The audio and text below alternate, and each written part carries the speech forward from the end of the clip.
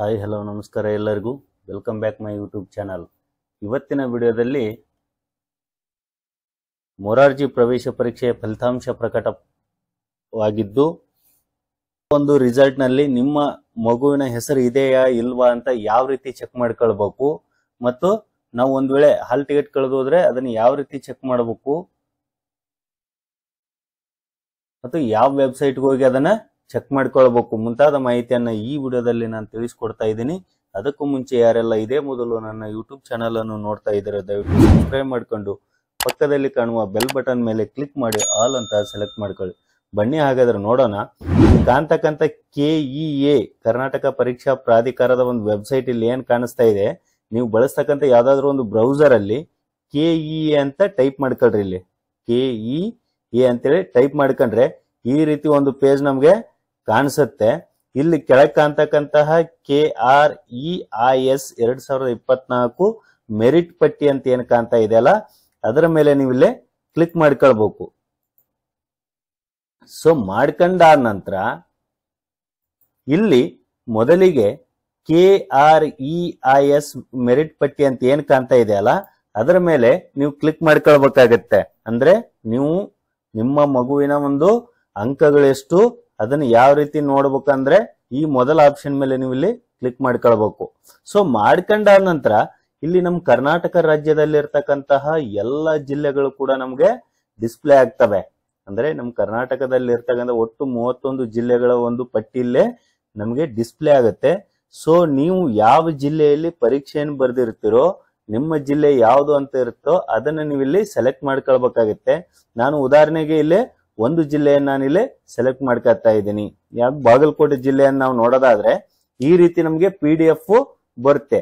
ಆ ಜಿಲ್ಲೆಯಲ್ಲಿ ಬರೆದಿರ್ತಕ್ಕಂತಹ ಒಟ್ಟು ವಿದ್ಯಾರ್ಥಿಗಳ ಒಂದು ಲಿಸ್ಟ್ ಇಲ್ಲಿ ಬರುತ್ತೆ. ಇದು ಸುಮಾರು 445 ಪೇಜಸ್ ಇದೆ. ಸೊ ಇಲ್ಲಿ ಒಟ್ಟು ಆ ಜಿಲ್ಲೆ ಬರೆದಿರ್ತಕ್ಕಂಥ ವಿದ್ಯಾರ್ಥಿಗಳನ್ನ ನಾವು ಪರೀಕ್ಷೆಯನ್ನು ನೋಡೋದಾದ್ರೆ ಒಟ್ಟು 13,515 ವಿದ್ಯಾರ್ಥಿಗಳು ಈ ಒಂದು ಮೊರಾರ್ಜಿ ಪರೀಕ್ಷೆಯನ್ನ ಬರೆದಿದ್ದಾರೆ ಬಾಗಲಕೋಟೆ ಜಿಲ್ಲೆಯಲ್ಲಿ. ಸೊ ಆ ಒಂದು 13,515 ವಿದ್ಯಾರ್ಥಿಗಳಲ್ಲಿ ನಿಮ್ಮ ಮಗುವನ್ನ ಯಾವ ರೀತಿ ನೀವು ಚೆಕ್ ಮಾಡ್ಕೊಳ್ಬೇಕು, ನೀವು ಯಾವ ರೀತಿ ಅದನ್ನ ಚೆಕ್ ಮಾಡ್ಕೊಳ್ಬೇಕು ಅಂತ ನೀವು ಮೊಬೈಲ್ ಅಲ್ಲೇ ನೋಡೋದಾದ್ರೆ ಮೇಲೆ ಒಂದು ಸರ್ಚ್ ಐಕಾನ್ ಅಂತ ಇರುತ್ತೆ. ಇಲ್ಲಾಂದ್ರೆ ನೀವು PC ಒಳಗೆ ಏನಾದ್ರು ಮಾಡ್ತಿದ್ರೆ ಕಂಟ್ರೋಲ್ ಫೈಂಡ್ F ಅಂತ ಹೊಡ್ರಿ ಬರುತ್ತೆ.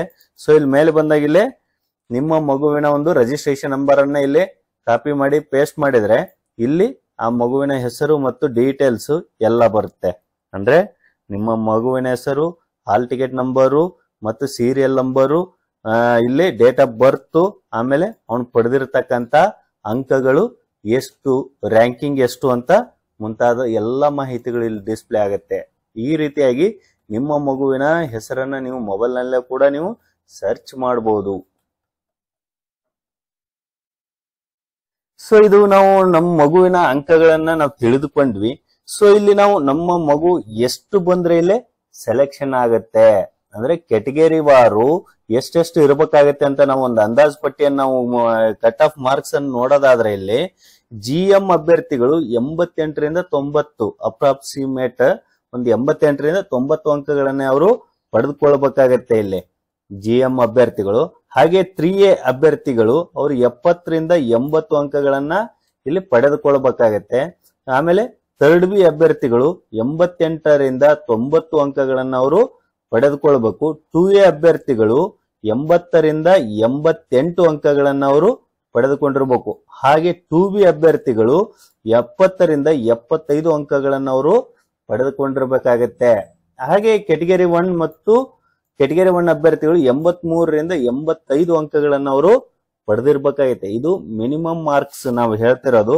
ಹಾಗೆ SC ಮತ್ತು ST ಅಭ್ಯರ್ಥಿಗಳು 60ರಿಂದ 65 ಅಂಕಗಳನ್ನ ಅವರು ಹೊಂದಿರಬೇಕಾಗತ್ತೆ.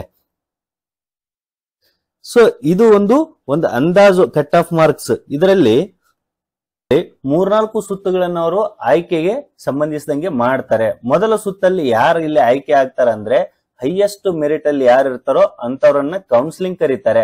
ಸೊ ಅವರಲ್ಲಿ ಉಳಿದಿರ್ತಕ್ಕಂತಹ ಮತ್ತೆ ಯಾವ ಉಳಿದಿರ್ತಾವ ಸ್ಕೂಲ್ಗಳಲ್ಲಿ ಅವರನ್ನ ಸೆಕೆಂಡ್ ಲಿಸ್ಟ್ ಗೆ ಮತ್ತು ಥರ್ಡ್ ಲಿಸ್ಟ್ ಈ ರೀತಿ ಸೆಲೆಕ್ಷನ್ ಮಾಡ್ತಾ ಹೋಗ್ತಾರೆ. ಸೊ ಇದಾಗಿತ್ತು ಸ್ನೇಹಿತರೆ ಇವತ್ತಿನ ವಿಡಿಯೋದಲ್ಲಿ. ಮೊರಾರ್ಜಿ ಪ್ರವೇಶ ಪರೀಕ್ಷೆ ಫಲಿತಾಂಶವನ್ನ ಯಾವ ರೀತಿ ಚೆಕ್ ಮಾಡ್ಕೊಳ್ಬೇಕು ಅನ್ನೋದನ್ನ ಈ ವಿಡಿಯೋ ನಿಮ್ಗೆ ಇಷ್ಟ ಆಗಿದ್ರೆ ದಯವಿಟ್ಟು ಲೈಕ್ ಮಾಡಿ, ಶೇರ್ ಮಾಡಿ, ಹಾಗೆ ಸಬ್ಸ್ಕ್ರೈಬ್ ಮಾಡಿ ಅಂತ ಹೇಳ್ತಾ ಈ ವಿಡಿಯೋನ ಮುಗಿಸ್ತಾ ಇದ್ದೀನಿ. ವಂದನೆಗಳು.